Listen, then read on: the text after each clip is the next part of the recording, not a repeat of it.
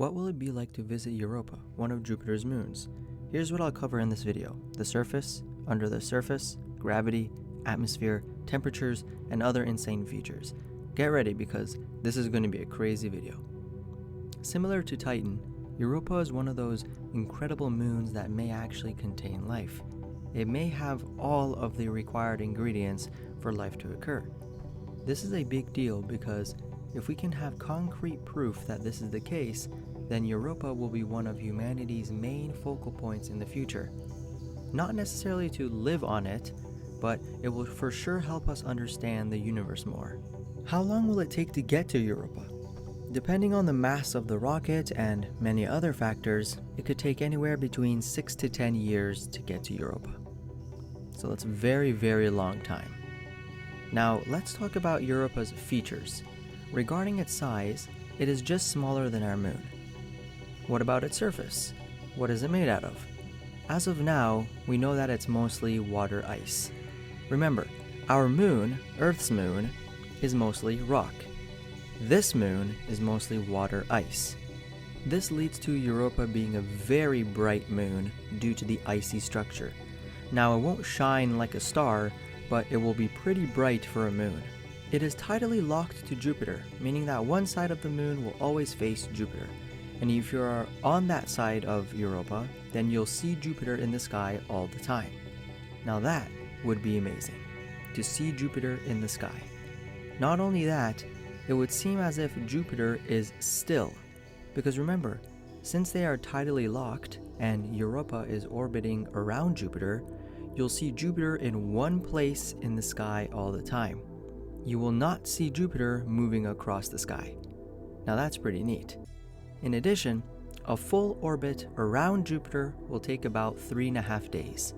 The surface of Europa has ridges, dark spots, hills, pits, and even icebergs.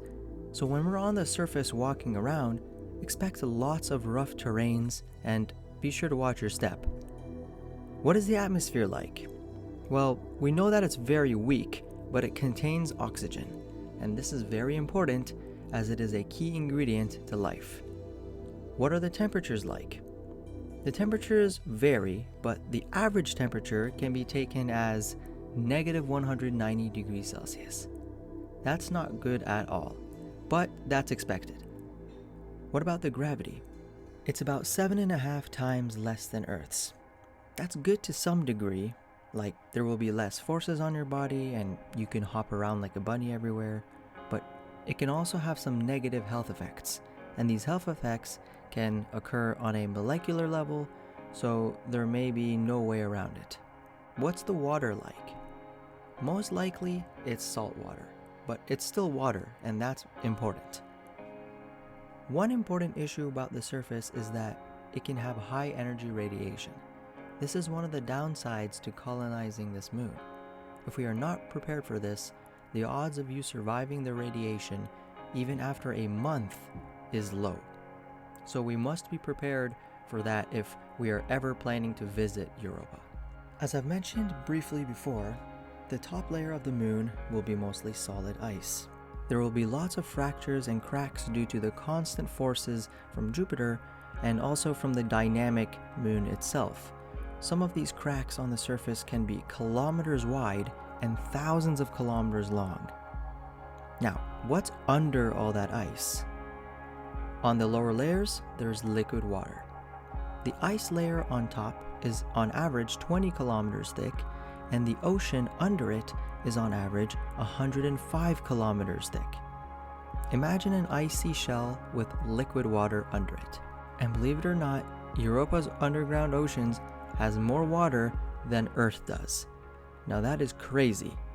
A moon having more liquid water than Earth does.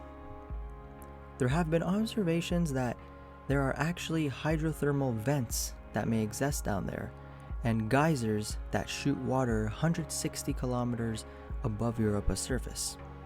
Imagine walking on Europa's surface, then feeling the ground shake a little bit. Then a huge jet of water from underneath the surface shoots 100 kilometers up into the sky. If we're not careful, these geysers can certainly kill us if we happen to be right on top of them. These geysers can be unpredictable, which makes them even scarier because you never know when a powerful jet of water may come rushing out of the ground.